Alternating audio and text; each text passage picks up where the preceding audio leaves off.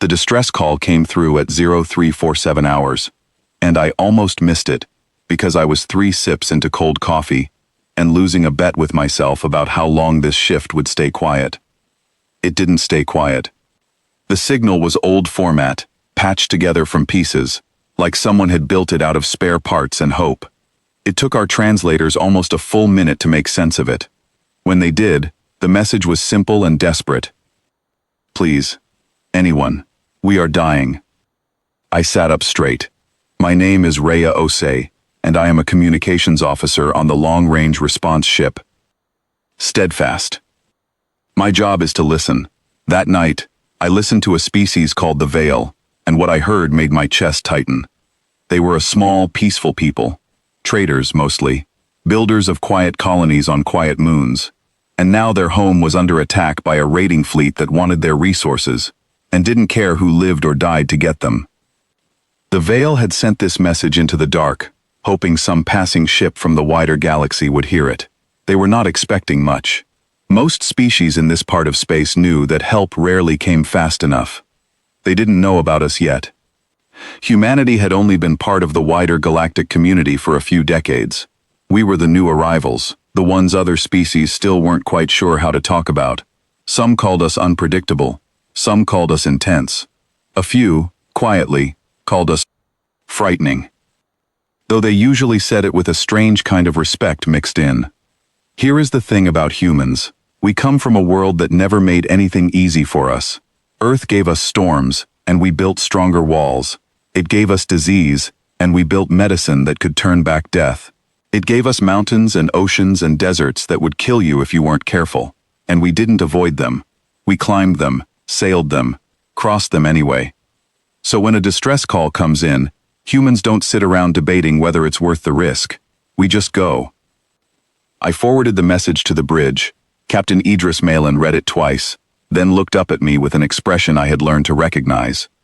It wasn't excitement exactly. It was more like relief. The kind of relief a person feels when they finally get to do the thing they were built to do. Plot a course, she said. Fastest one you've got. We weren't alone. Word spread through the fleet network in minutes, and by the time we reached the jump point, we had 6 other ships joining us. Not a small diplomatic shuttle. Not a single peacekeeping cruiser sent to look official and do little. A full response group, built from ships meant to survive the worst conditions the galaxy could offer. Our vessels didn't look elegant. They looked like they had been in 100 storms and come out the other side annoyed but functional. Thick hulls, overbuilt engines, weapons systems designed with enough backup power to keep firing even when half the ship was falling apart around them. We didn't build for beauty. We built for surviving things that were trying very hard to kill us. When we dropped out of hyperspace above the Veil colony, I watched the sensor readings update in real time, and for a moment, nobody on the bridge said anything. The colony was small, fragile-looking, with soft lights blinking from surface structures that had clearly not been built to withstand an attack. Above it, a raiding fleet was tightening its formation, preparing for what looked like a final assault. Their ships were faster than ours, sleeker, built for speed and intimidation rather than endurance. Then our comms lit up. It was the Veil, and their voice was shaking. This is not what we expected, said the voice, which I would later learn belonged to an official named Cyril. We requested assistance. We did not request this. I understood the hesitation. Our fleet must have looked strange to them. Not elegant warships with clean lines and polished hulls, but heavy, scarred vessels that looked like they had survived things nobody should survive. You called for help, Captain Malin said calmly over the open channel. We're it. There was a long pause. You are. Human? Cyril asked, like the word itself needed confirming. That's us. Another pause, this one longer. We have heard stories, Cyril said carefully. We did not know if they were true. I smiled a little at that, even though the situation was serious. Word travels fast in a connected galaxy, and apparently our reputation had traveled faster than we had. There wasn't time to explain any of it though, because the raiding fleet had noticed us. Their formation shifted. I watched their sensors sweep across our ships, gathering information, sizing us up. For a few seconds, nothing happened. I imagined their commanders looking at readouts, trying to understand what kind of threat we actually were. Then, without warning, they opened fire. I want to be clear about something here.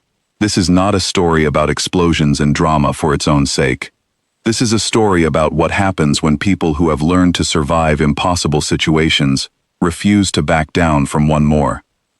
Our shields absorbed the first wave of fire easily. Steadfast. Barely shook. On the bridge, nobody flinched. We had trained for worse. Much worse. Return fire, Captain Malin ordered, her voice steady. Target their engines first. We want them stopped, not destroyed. That instruction told me everything about who we were as a fleet. We weren't there for revenge or destruction. We were there to protect the Veil and end the threat as quickly and cleanly as possible. The battle that followed was fast, controlled, and almost eerily calm on our side. Our ships moved with practiced coordination, each one covering the others, each pilot trusting the next without hesitation. The raiders, on the other hand, seemed increasingly confused.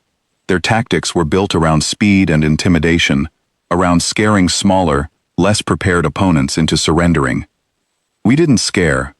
I watched one of our smaller support ships, the Marrow, take a direct hit that knocked out part of its outer hull. Any reasonable fleet would have expected that ship to retreat. Instead, its pilot adjusted course and moved closer to the fight, using the ship's remaining systems to shield a Veil transport vessel that had been caught in the crossfire. Marrow. Status? Captain Malin asked. Banged up, not broken, came the reply, calm as anything. We're staying. That was the moment I understood something about my own people that I had always known, but never quite put into words. We don't measure ourselves by how strong we are when things are easy. We measure ourselves by what we're willing to do when things go wrong. The raiders began to realize they had misjudged the situation. Their formation, once tight and confident, started breaking apart. Ships that had been advancing began pulling back, unsure of how to handle opponents who simply would not stop. I caught fragments of their communications through our translators, distorted and confused. They were asking each other what kind of fleet this was. One voice, panicked, said something that translated roughly to, "They are not stopping. Why are they not stopping?"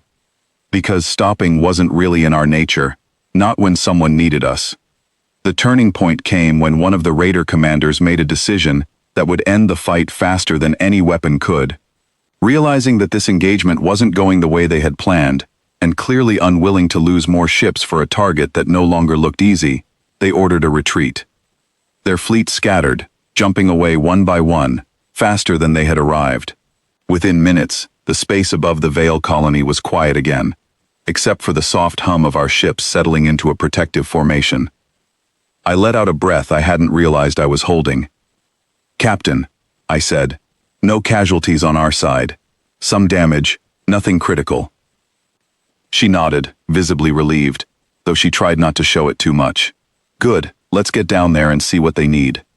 That part of the mission, the part that happens after the fighting stops, is the part people often forget to talk about. It's not as dramatic, maybe, but it matters just as much. We spent the next several hours coordinating with the Veil, offering medical assistance, engineering support, and supplies for families whose homes had been damaged. I worked closely with Cyril, helping translate requests and organize relief efforts. Through it all, I noticed something in the way the Veil looked at us. It wasn't just gratitude, it was something closer to wonder, maybe even a little confusion, like they were trying to understand a puzzle that didn't quite fit the picture they'd been given. At one point, as we walked through a damaged section of the colony together, Cyril turned to me and asked the question I had been expecting since the moment we arrived. "Why did you come? Not just that you answered the call, but why did you fight the way you did? You could have simply defended the colony from a distance. Instead, your ships put themselves in danger to protect ours."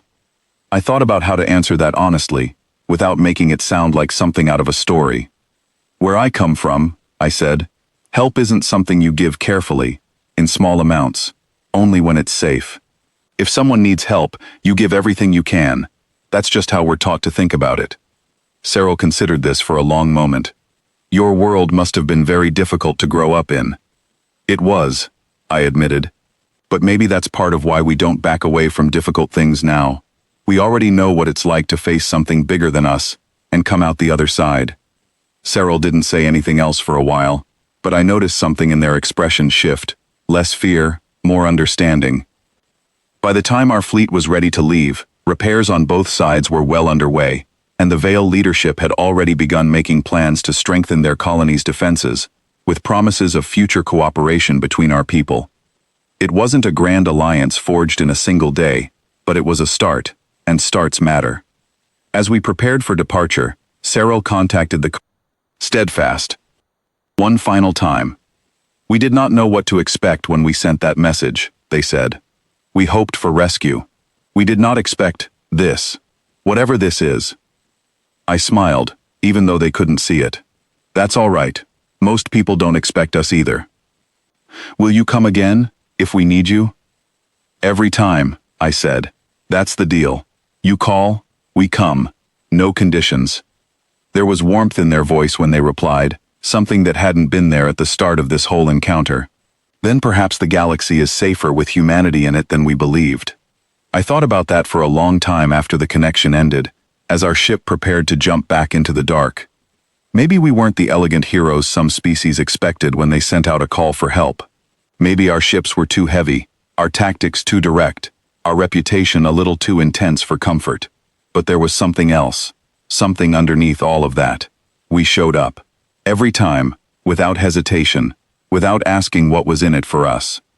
As the Steadfast pulled away from the Vale colony, I looked out at the stars ahead of us, already wondering where the next signal would come from, already knowing that whenever it did, we would answer. That's simply who we are. We are the ones who come when called,